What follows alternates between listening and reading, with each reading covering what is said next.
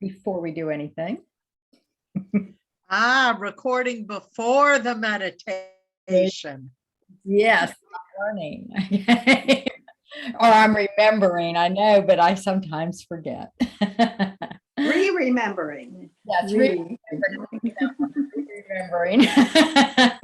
Laura's on today too. She's coming on. Good. Laura, welcome. She's connecting to audio so she doesn't hear us. Hey, Laura, welcome. Hello, Laura. Yay. We're just ready. So you're right on time. Thank you. It's good to see you. And we are going to go into meditation. We invite everybody to put yourselves on mute while we do the meditation. Do you happen to have your drums? Yes. Would you like to lead us in? I would. Are they accessible? We've missed you because you haven't been here and we haven't had our drumming. So that'll be an extra bonus. And we have a special, we're going to call it Ebenezer meditation for you. And Jeffrey has a special Ebenezer drumming for us. I do. As a matter of fact, my drum is flat today for some reason, but it's going to work. Okay, that'll be fine. And as we go into the meditation, it's really a summary of where we're headed for this discussion. So be aware of what it says to you and where it's connecting. What it says to all of thoughts us, that it brings up as we move into the meditation. Yep. Okay, Jeffrey, you're on. Can we hear this?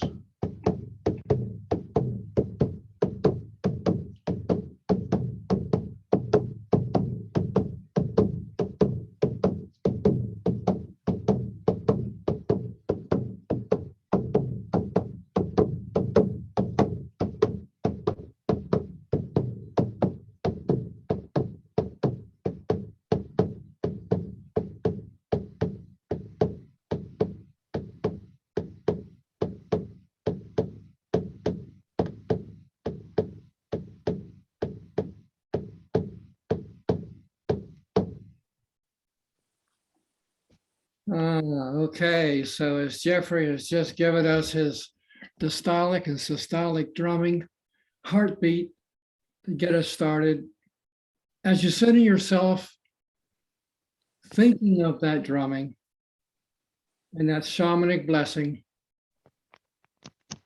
any thoughts you have go that have anything to do with the busyness of your day so far, and simply focus on this now moment. And as our eyes are closed and we move our attention to our breathing, we invite you to focus on your next in-breath and be aware of your out-breath. Just feel that breathing and be aware. Breathe easily and feel the comfort of your seating.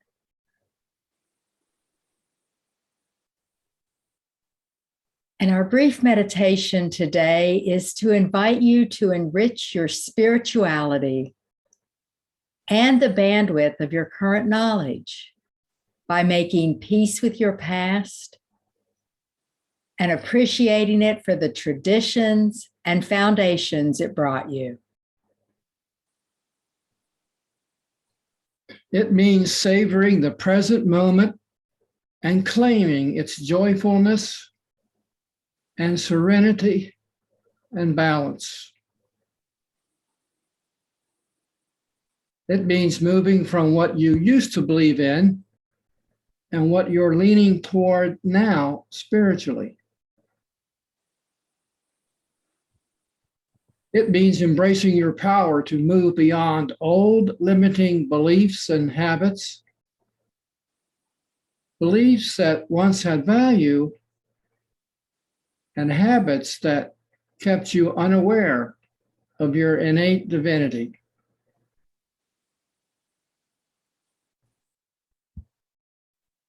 Sometimes life can come at us pretty fast. And when it does, we may wonder if there's any life after the hustle. When we go through periods like that, sometimes periods become exclamation points. We find ourselves in experiences which can literally change our lives. Since Christmas season is upon us, we thought we'd share a Christmas example, the story about past, present, and future transfer, which reminds us that we can shut off our joy and grinch our way through life, as Ebenezer Scrooge did at the beginning of Dickens' Christmas Carol. Or we can change our perspective as Ebenezer did after his midnight snooze.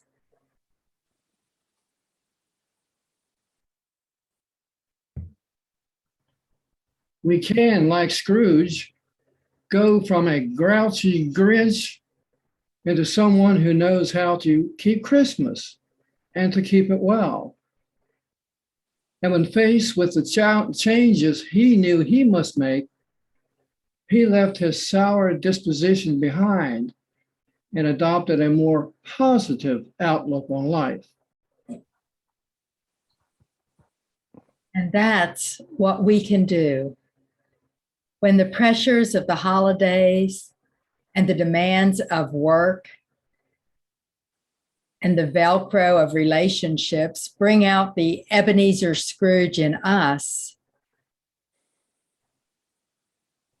We have to divinely order our greater good and the greater good of others. And we'll find that there's a gradual graduating from old established ideas as we steadfastly make room for a higher order of thinking, being, and doing. But through it all, we can hold on unwaveringly to the truth principles we know. We can remain true to our timeless soul signature. The omnipresence, omnipotence, omniscience, and omniactivity of the ultimate reality is always with us because we are quantum images of that ultimate reality actualizing as us in human form. That's the significance of the three ghosts, past, present, and future, which interrupted Ebenezer's sleep. And his sleep symbolizes humankind's sleep. MetaSpiritually, sleep means living life unaware of our innate divinity. It means being totally oblivious of our divine nature. It means snoozing our way through this incarnation. However, we like to remind ourselves that Ebenezer was de-Scrooged overnight. And if you're holding on to any Scroogeness that may have surfaced during this pandemic Christmas season, we invite you to take a moment right now as you breathe deeply and de-Scrooge yourself by divinely ordering every thought you have, every choice you make, and every action you take this Christmas. So make peace with your past and honor it. Savor the present and anticipate the future with expectation, knowing you are divinely ordering it. And that means you can say, as Tiny Tim observed, and we're paraphrasing, of course, that's how we claim blessings, how we bless us, everyone, by walking the spiritual path on practical feet. And so it is. And when you're ready, just open your eyes and breathe into the joy of our time together. Welcome back. Woo, all right. So the story of Ebenezer Scrooge, that's what we thought would be fun to talk about today and really dive into it and see what that story has to say to us from a MetaSpiritual perspective. So why don't we just start with thoughts that came to you during the meditation, or ahas, or connections that clicked from the story? Anybody want to share from something from the story? Renee, it's nice to have you join us. When you said something about sleep being the unenlightened or the unawakened, and that he might be possibly sleeping through his incarnation around here. If that's the case, and I, if you say it, I believe it, honey. And so I'm thinking that the people who went to him in his sleep, supposedly, were guardian angels that were trying to get him to wake up. Could that possibly be? I mean, that's where I went. And I don't understand where the guy who ended up working on Christmas, where his kids had to mean something metaphorically too, right? And I was trying to grasp that as I was listening to you, and I didn't get it.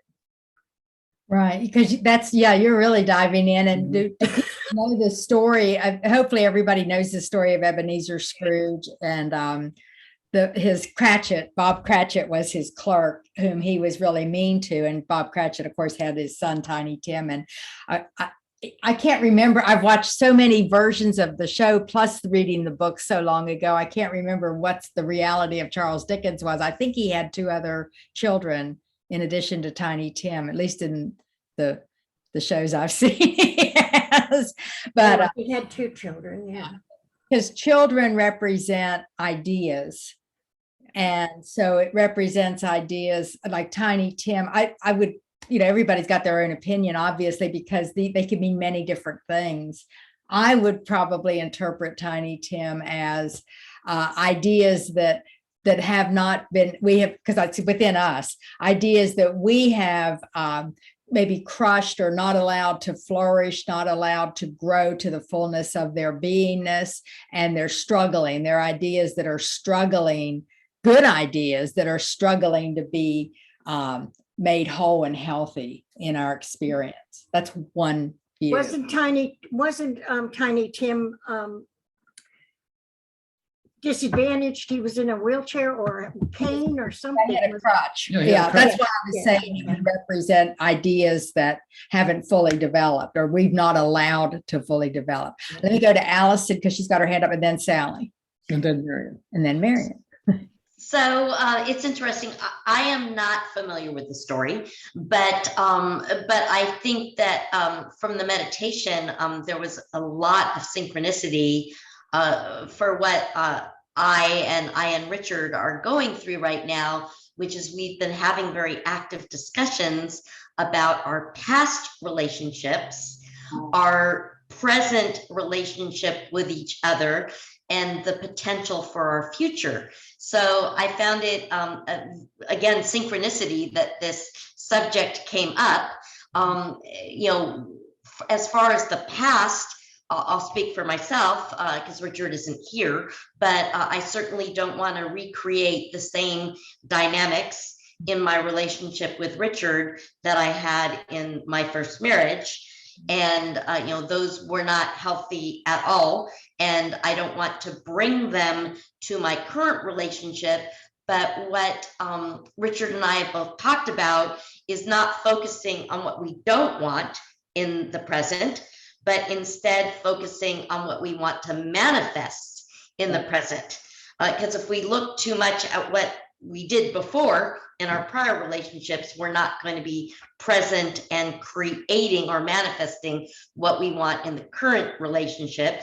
And then it's really cool to talk about the future and think about the future, but it's important not to live in the future, but live in the now and enjoy each other now and our day-to-day together now. Wonderful. Yeah. Oh, that's great. Yes, you should rent the movie, one of the versions of the movie, and watch it. In my opinion, it's a really powerful story. Scrooge was basically caught up in the materialism, and he was visited by 3 ghosts on Christmas Eve. That's where the ghosts came in. And it was the ghost of Christmas past, Christmas present, and Christmas yet to come. And he had a transformation as a result of that, as Renee was pointing out, like, are these guardian angels? Do they represent our awakened awareness of the value of our past and our present and our future, and being able to use the law of mind action and law of manifestation, bring those together to recreate where we want to be. Yeah, cool. Sally. Actually, this is one of my favorite movies. I've seen all the movies. I love every one of them. And I love all the different actors throughout the years from the 1930s.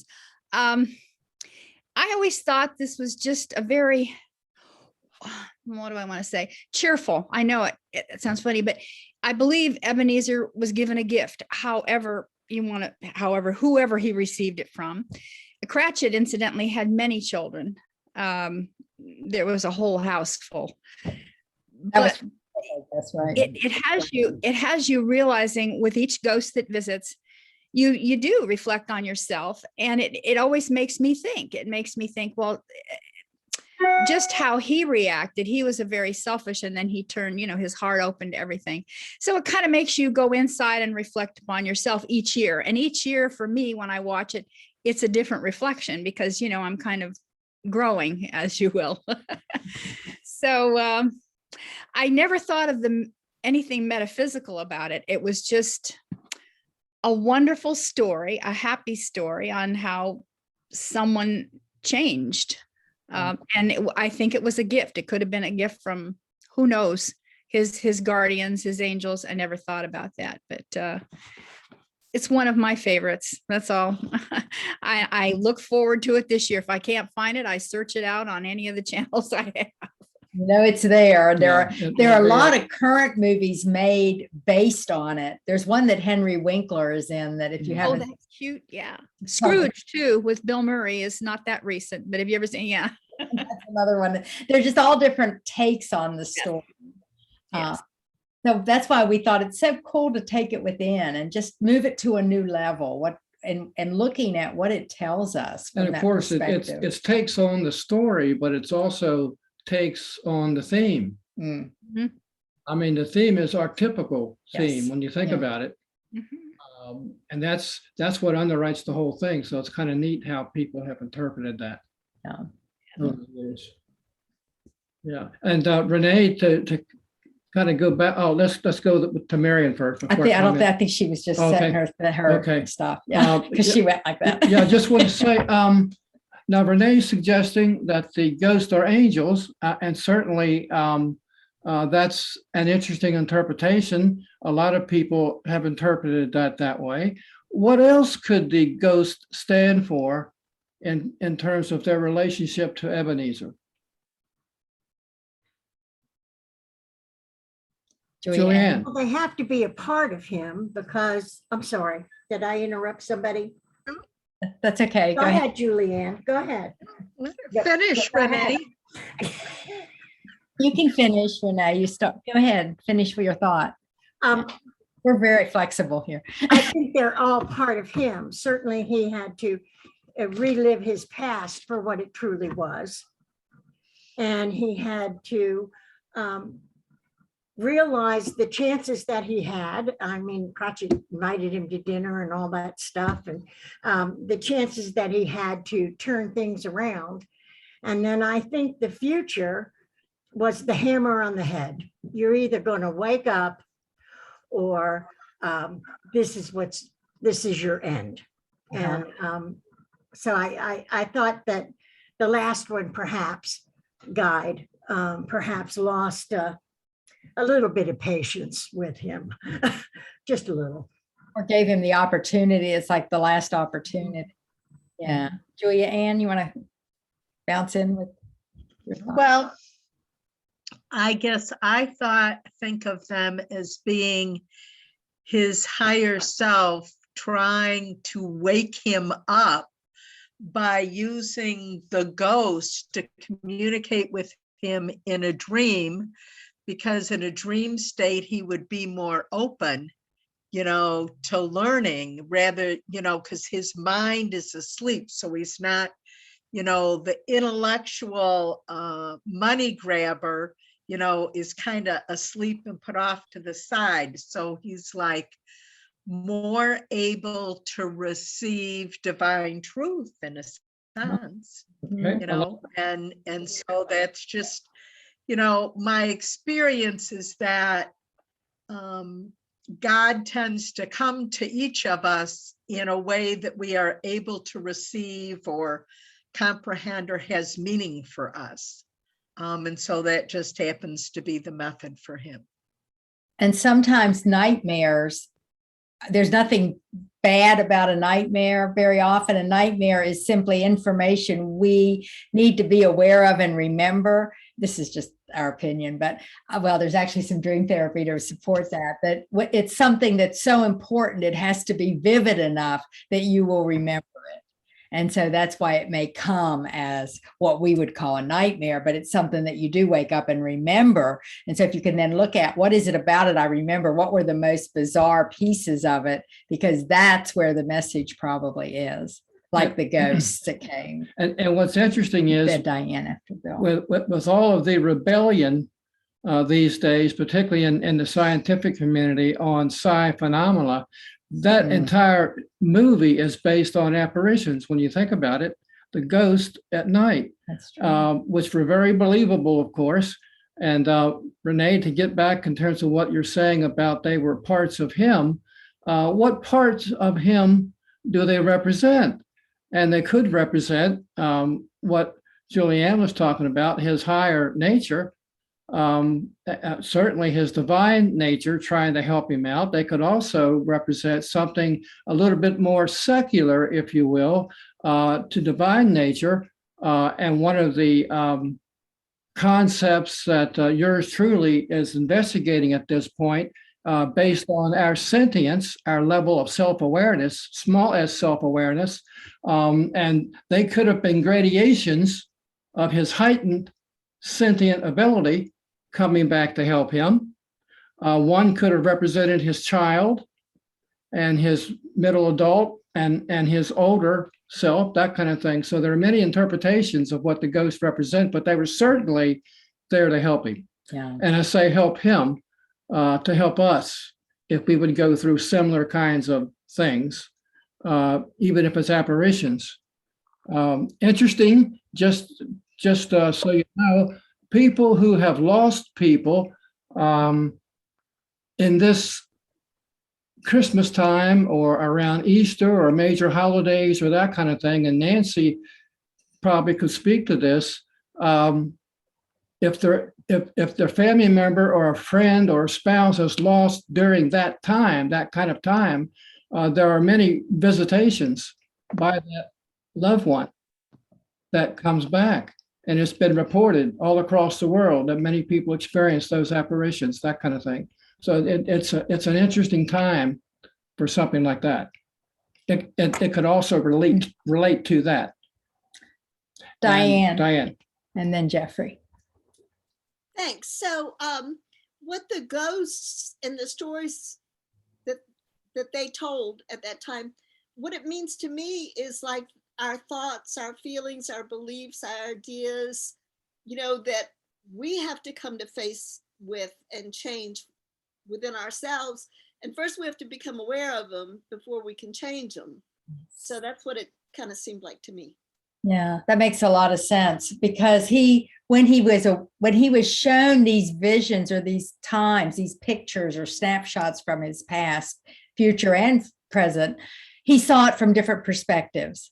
it was almost like he was seeing it as a different person. So he no longer saw it through the eyes of when he was experiencing it. He now saw it in a different way. And with that changed perspective came new understanding, if we could throw in the power there, the power of divine understanding. And Yeah. he had a whole new way of seeing it and then working with it. And Diana, I like where you went with that, particularly from the standpoint that thoughts are things, and these things can present, if you will, psi phenomena, which in the form of, in this case, ghost. Emotions the same way can heighten our perceptions, and we see things that other people don't see, kind of thing. So that, that's all part of the mix too. Thank you for bringing that up. Nice. Jeff. I'd like to just go back to the meditation. I really missed all you guys. Oh. But one of the things that came to me in the meditation was it brought out the thing. One of the things was being said that sometimes it brings out the worst in people, this time of the year and everything. I found the complete opposite within myself, and I'm finding the complete opposite as I walk on this plane. Between New England and here, different places that I stopped, that Sally and I had stopped, I found some really nice people, people that were, a lot of people are tired right now of all what's going on. Christmas is a very good and bad time of the year for a lot of people. It's been hard the last couple of years, but I see a little bit of lightness more than I ever have. And within myself, even more. I had to deal with the Department of Motor Vehicles today. That can be a horrible experience sometimes. I had the nicest people 3 times. I had to go back. The nicest people all 3 times. And it really, it made me, that's what I enjoy seeing. And that's why I try to give that out. But I miss these meditations. I sit here sometimes and I hear the voices, both of your voices. I may not hear what you say, but I hear the voice.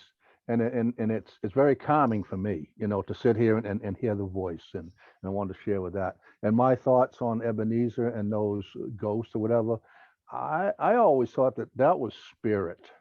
Mm-hmm. I really, really thought it was spirit because of how I believe and stuff like that. I don't rule out that it's ghosts because I believe in that. I don't rule out that it's angels because I believe in that too. But I personally, I think it's his spirit that has woken up, that had been asleep, and that's why he ended up where he was, because he wasn't connected, and it was like a reconnect with him for his spirits to start to let him see what he used to see. I'm wondering if that's the way he used to be, was in the past. He was a good human, a kind human, and that's kind of how I look at it. But yeah, good. That's nice.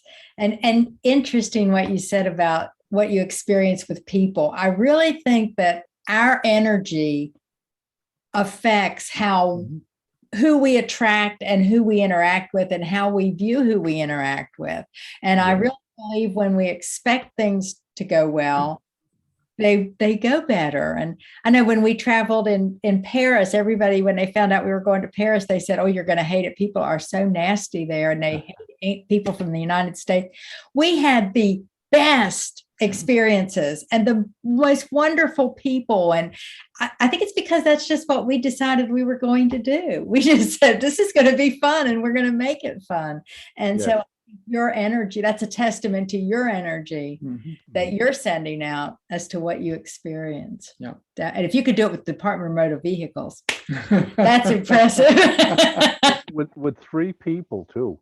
And when I walked up, again, the last one I worked with, she was very, very pleased. The person in front of me wasn't a nuisance case.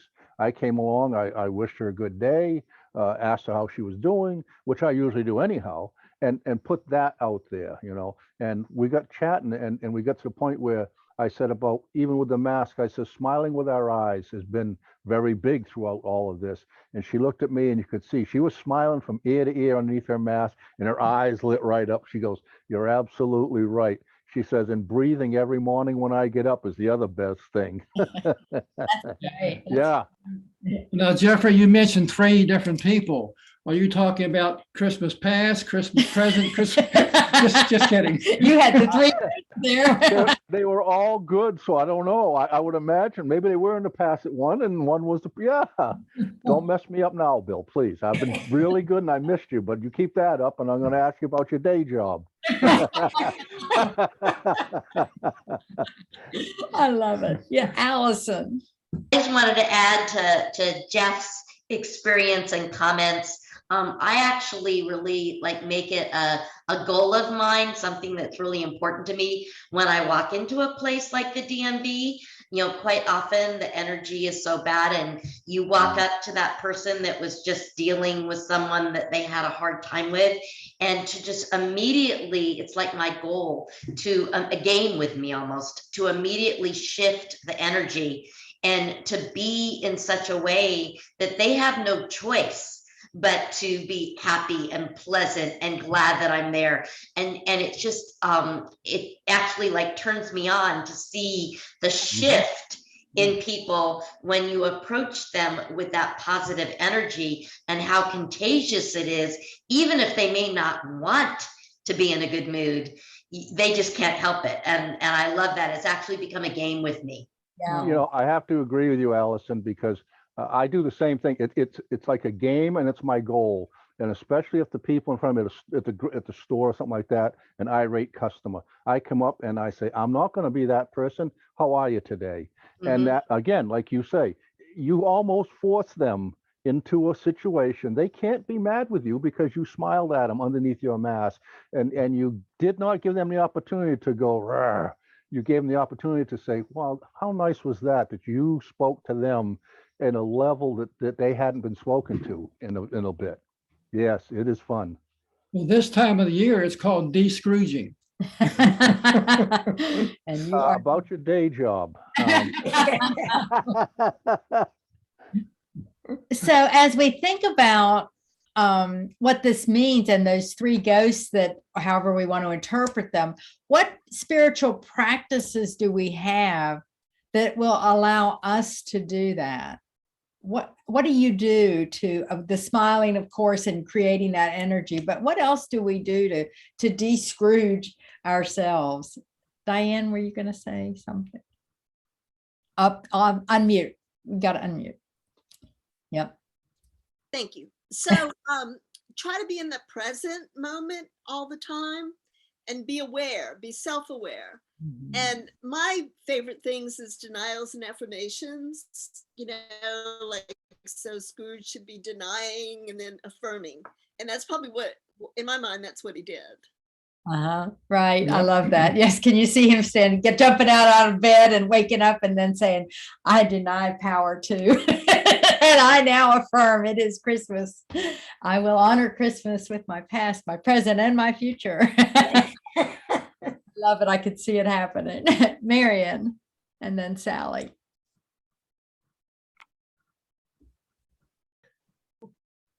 You're on. Okay. Can you hear me? Yep. Okay. Couple things. When I was in cancer treatment, when I was going through radiation, they had to take my blood periodically. And it was that day, and I was in line for this one nurse, and she was arguing with the person in front of me, and she was really, kind of, they were both hateful. And when it came my turn, I said, I don't know if I want you sticking a needle in me because you're in a bad mood. She thought that was so funny. And it was just like, it just changed everything. And I was like, you're not sticking me. And the other thing was, I used to have this friend who was a very spiritual Episcopalian. And he told me that he was traveling over a holiday, and he got to the rental car place and went to the counter, and there was a whole bunch of people, and the woman was just going crazy, with all these people, mad people, and when Edwin got up to her, he said, having a bad day, and it just it made her know that he was aware of her problem, and had sympathy for it. the other thing I thought of was Jack Graff used to tell a story where it was a service station person, and a person coming into town and said, you know, what is the town like? And he said, well, what do you think? What do you think you're going to find? And he said, he said, you know, I've always thought people were just, you know, I've never had very good luck with blow. I know people are going to be rude. People are going to be this, that. And he said, that's probably what you'll find. And so the next person came, and same thing. And he said, I know people are going to be really nice. I've heard of this town. It's been really nice and really nice people. And he said, that's probably what you'll find. Yeah. And the other thing was the best thing I've found for any problem is to laugh. Mm-hmm. To laugh at myself, to laugh at the situation, to laugh at how unimportant it probably is, and just to find something to laugh about. And that's really the ultimate thing that I go back to if I have a problem with that like that. Mm-hmm. And it's funny because that's exactly what you did with the nurse that was me. I was in a bad mood. You used that humor. And when two people can laugh with each other, it transforms everything. Yeah. And of course it does for ourselves too, when we can laugh at ourselves. That's kind of fun too. Definitely. Thank you. Yeah. And Sally, you were going to share. Oh, I was just going to add, incidentally, I love laughter, Marion. That's perfect. Humor. I was thinking of being grateful. You know, if I was through what do I want to say, a night like Ebenezer Scrooge, although it's difficult to be shown how you are and what you've done, sometimes you can resist. I know I have many times, but being grateful for being shown that, because you ultimately start realizing it. So that's why I like to watch it so many times, because each year you can reflect, like I said, back into yourself and say, well, gee, how was I? What did I do? And then be grateful. Always be grateful, because I think that was a gift to him. They were only trying to be kind. And in the end, he was grateful. I mean, he was just ecstatic or ecstatic. He was absolutely just almost jumping up and down. It's so grateful to be able to give and to be part of it. So just gratefulness. Yeah, thank you, Sally. Yeah. Laura. Hi. So I would spring off what Sally just said and say that the practice is when we have the courage to look at how we've behaved or what we've done, right? What we've said. So to put it more in an active way of looking at it, he wasn't shown, he somehow looked, or at least that's what I do. Is so if I look and learn from it, loving myself the whole time anyway, right? But then I've had some shift inside, some shift in my consciousness or my perspective, my awareness. And then immediately my present is different. It can be different, and it is different. Yes. And so, you know, like I don't think it really like erases the past, but as far as the present, that past doesn't exist, because now we're walking forward with a new consciousness. Right. And that all the good can be right here, right now. Mm-hmm. Excellent. In the present, excellent. yep. You know, in last night we did a roundtable discussion with one of the mentoring groups, and we talked about the phrase, "It is what it is." And sometimes people would just look at the past and say, "It is what it is." And the real truth of it is what we make it. And by being willing, I love what you said, Laura, by being open to look at it differently with new eyes, we get to see it from a whole new way. And then we get to make it more meaningful for us. We get to make meaning with it instead of what we may have seen in the past. So that's a great way to look at it. it's the same thing. It's not somebody bringing us a lesson. It's us allowing ourselves to see, to be open. And that is a spiritual practice. Yes, Oh, definitely. absolutely. Big spiritual practice, big spiritual practice. And when you think about it, we're always in the present.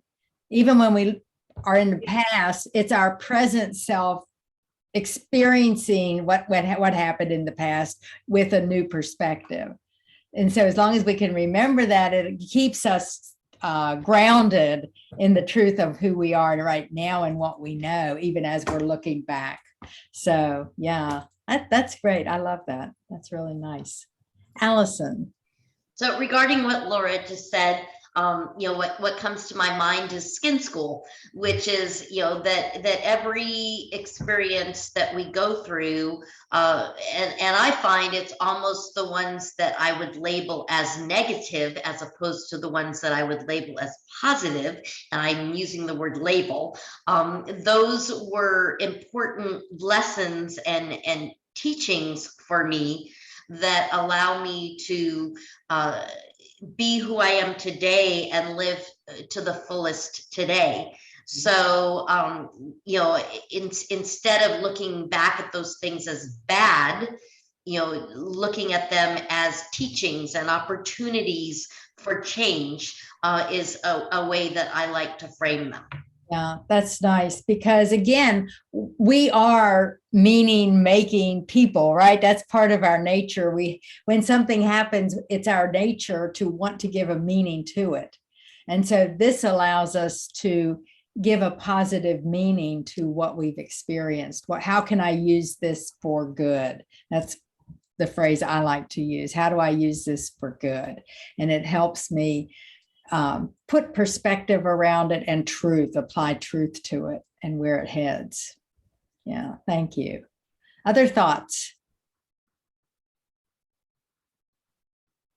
So here's a cool thing I think of when I think of Scrooge.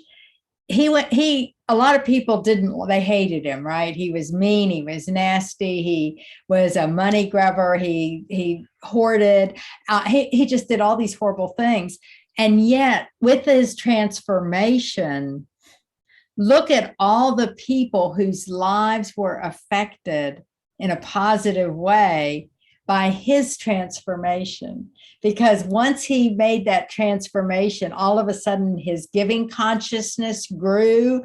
And it's kind of like the Grinch. It's kind of the same story in another way. But his consciousness grew. He wanted to give. He helped out the Cratchit family. Look at how their life totally changed because of his actions. The store where he bought the turkey, they were more prosperous because of his actions. He went to, according to the album that we always listen to in my family every Christmas Eve, it was a 33 RPM record, and the original, and we actually copied it over onto a cassette, onto a tape, and then put it on a CD, because we listened to it every Christmas Eve, and we turn out all the lights and light one candle, and it really, the ghosts are creepy on it. Lionel Barrymore is the narrator and everything. He narrates the entire thing, and pretty much, and it's just that whole idea of the people who were helped at the end. He went to church, he gave money, he helped the poor, he continued throughout the rest of his life. And I'm thinking, one transformation just reaches out and touches so many people. And I think we're often not aware of the people we touch by who we are. And that's an important piece to be aware of. How many people you are connected with in so many ways. Oh, yeah, one last thing. Sally? Yeah. One last thing. Bob Cratchit never really did speak ill of him. He was always very respectful. And even when his family was joking, he'd say, no, let's not. So he was very understanding through the whole thing. Yes, he was. You're right. Means anything, but he always had a good heart. So what would that represent within us? What would Bob Cratchit represent? Our goodness. Forgiveness. Yeah. Absolutely, our goodness, yeah. And he, if anybody had a right to be complaining about him, it would have been him, in my opinion, because Scrooge treated him really bad. badly, if I use the right English here. I guess I'm better with Charles Dickens, right? But he represents that goodness that we have within us, that we can see the divine in people, even when it's not obvious, even when it may be really disguised and hard to see. Do the spiritual practices that we're talking about also apply to our in-laws and outlaws? Sure. Yes. I saw some faces. Yes. That's all I'm going to say. Because that's a very, it's a different subject. I've had to not have to. I learned over the years how to deal with that situation. You know, and be mindful that sometimes it's like with anyone though, but especially with family. If they don't know what we do and how we are, they sometimes can't embrace. They can't see what we're doing. How, you know, the goodness that we accept them. You know, and it's tough sometimes. I've walked away a couple times because it's easier that way. But yeah, I think sometimes it's because they don't understand what we believe in, and that there's good in everyone, like you said. And I truly believe that. It's just sometimes you don't get to see it.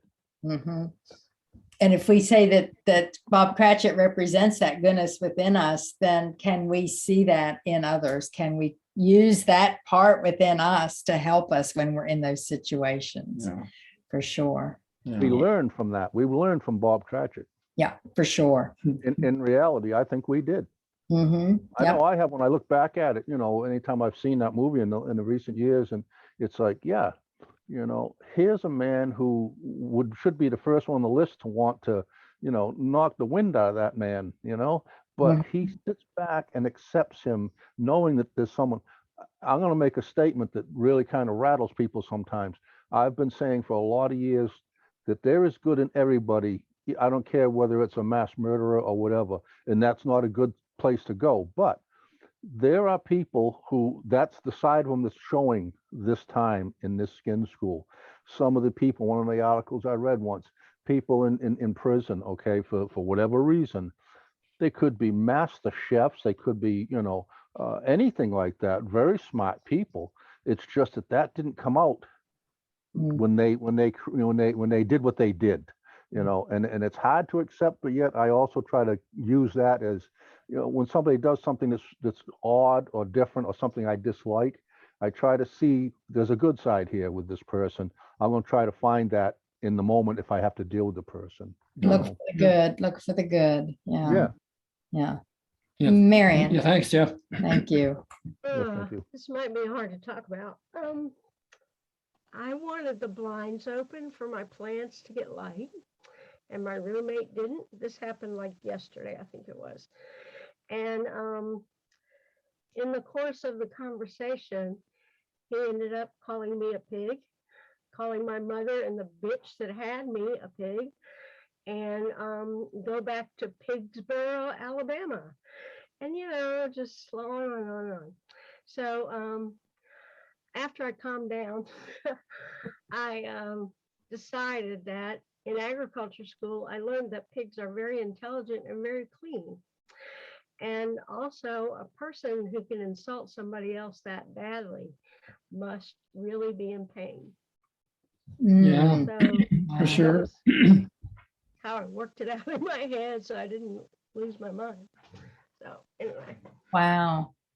Thank you for sharing that, because it gives us a specific example we can use. That how do we choose to respond? Because we can't always affect, we can't control what people say to us. Right. But when it's our turn, we do get to have a control. And what can we use to help us stay in a place that we'll be proud of how we responded?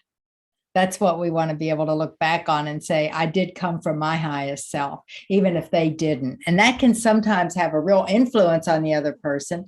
And sometimes they may choose not to allow it to influence them in a positive way, but that's their issue not ours. Ours is how we respond. I love what you came up with. I mean, both of those, one was about the pig comment and find something good. So you could almost say, well, thank you. What a compliment. I didn't really have much to say during the whole There's not much you can say. except for why are you doing this? Why are you saying that? But afterwards, when I had time to think about it, you know, it's, and recognizing the pain that would cause somebody to express that way. Yeah. Good for you. That's cool. Yeah. Allison. So my sister is one of those people that Marion's talking about. And just as a quick aside back to what Jeff said earlier, my sister thinks I'm a Jesus freak. Because I'm not practicing Judaism, and anything but Judaism must be Christianity, and anybody that's practicing Christianity is a Jesus freak. But my sister's a very angry person, and is constantly putting out anger and hate. And I have found that the best thing to do with her is to, for one thing, be a model of love and happiness. And also to love on her. And I actually throw her off step in her anger and meanness by being a beacon of light and love. And it's always interesting to see when she says something mean to me, like Marion's roommate did, and I'll just take a deep breath and I'll say something loving back, or model lovingness back, and it really throws her off kilt. She does not know what to do, but I do see, even though it may be subtle, I do see a shift in her when I do that. Cool. That's great. And that takes inner strength.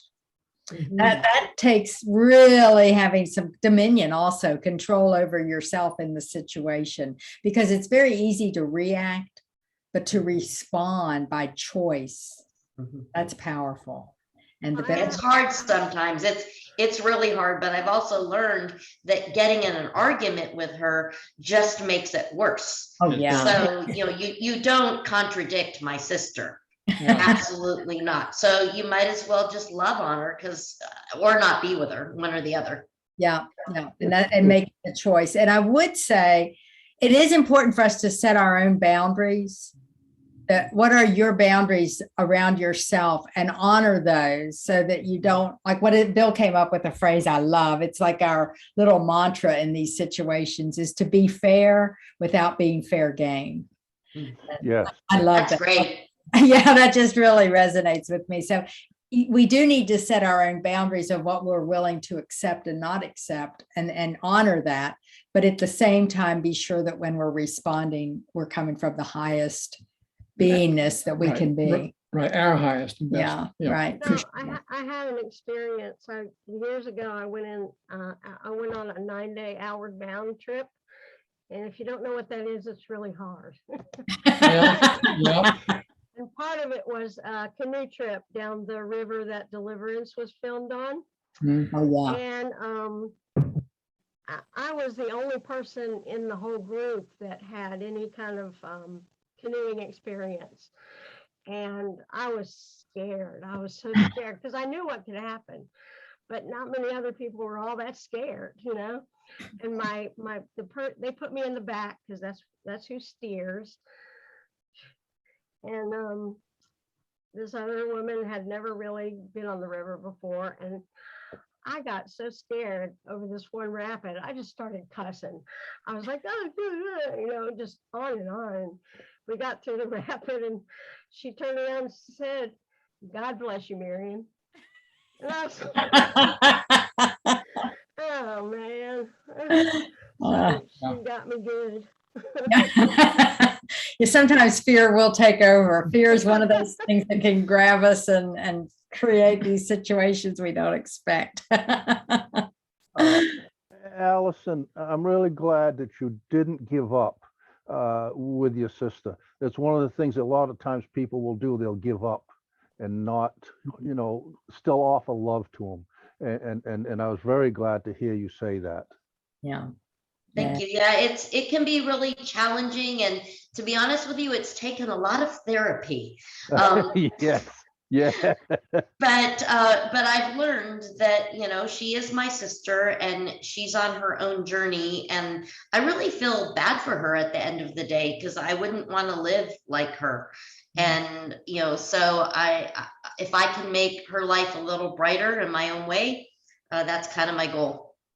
And what we may want to realize, keeping the theme of the story today, everybody's different people are going through their own Ebenezer Scrooge experience. Mhm. And so what we're seeing is them going through that Ebenezer Scrooge experience. And that can be kind of scary too. So I just sent everybody our spiritual practice that sort of summarizes what we talked about. Here it is. And we just, this is our interpretation. Okay. So it's not the interpretation. Please remember that. It's one way to look at it, that these are things we can do. We can, with the Ghost of Christmas Past, we can make peace with our past and appreciate it. That's the goal right here, is to appreciate the traditions and foundations that it's given us. And then, of course, the Ghost of Christmas Present, which is to savor the present moment and claim its joyfulness. And then, of course, Christmas Yet to Come. Know that you are divinely ordering your future with every single choice you make, every thought, every word, and every action. And those are the ways you can keep that spirit of Christmas alive, the spirit of that holiday, the holiday that we're celebrating is Christmas. In Jewish tradition. It's Hanukkah, I guess, would be part of what you're celebrating right now. Every tradition, that's that holiday spirit of the awakened Ebenezer Scrooge. He has woken up. I don't know what the past tense would be. Comments or questions? We're here at 5 o'clock already, believe it or not. What do y'all think? Thank you as always. Thank you. Thank you. So is everybody going to go now and watch the Christmas Carol? Go look it up and find the movie and make it, kind of see it through new eyes now. As you watch it, ask yourself what each thing you see, what is that representing within me? Because that's what the MetaSpiritual perspective is. And how can I bring out the highest and best in everything I do? And I would like all of us, if you don't mind, to give Nancy an extra hug right now, because Absolutely. we're going through with family. Mm-hmm. So let's just all do that to show her how much we love her. We're hugging you. We're sending you energy. Oh, and just feel the strength of all these folks beneath you, holding you up and knowing that we're with you with everything you do. Yes. And we just affirm everybody has a great rest of this week as you walk the spiritual path on positive, prosperous, practical feet. And what's coming up? Sunday, we are having our candlelight celebration, which we do around the extraordinary you, and we use those core abilities and create candlelight around that. So that'll be our big event then, and then we're doing a Christmas Eve as well. Renee? Yes, is that on this Saturday, I think you said, or this Sunday?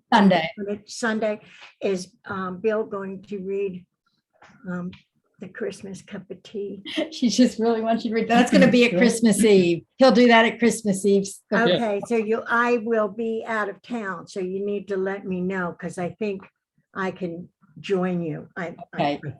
We will record it if you're not able to be. Yeah. At 10:30. Pardon? Is it going to be at 10:30 as usual? On Sunday, it'll be at 10:30. Yes, Eastern time. The Christmas Eve is going to be at 7 o'clock on Christmas Eve. It'll be an evening one. 7 o'clock Eastern time. I always need to say that. We got people from California here. It's a more decent time for you guys than the 10:30 one. 10:30 one is early for California. But we'd love to have you all here. And we just having so much fun. This is great. So have a good rest of the week, and we will see you soon. Blessings. Yes. Hugs. All of us get hugs. This is for everybody. Yes, we love you guys. Thank you all for being here. Love you guys. Thank you. Hey, hope you don't Bye, have everyone. Everybody. Bye. Bye. Yeah. Bye. Bye.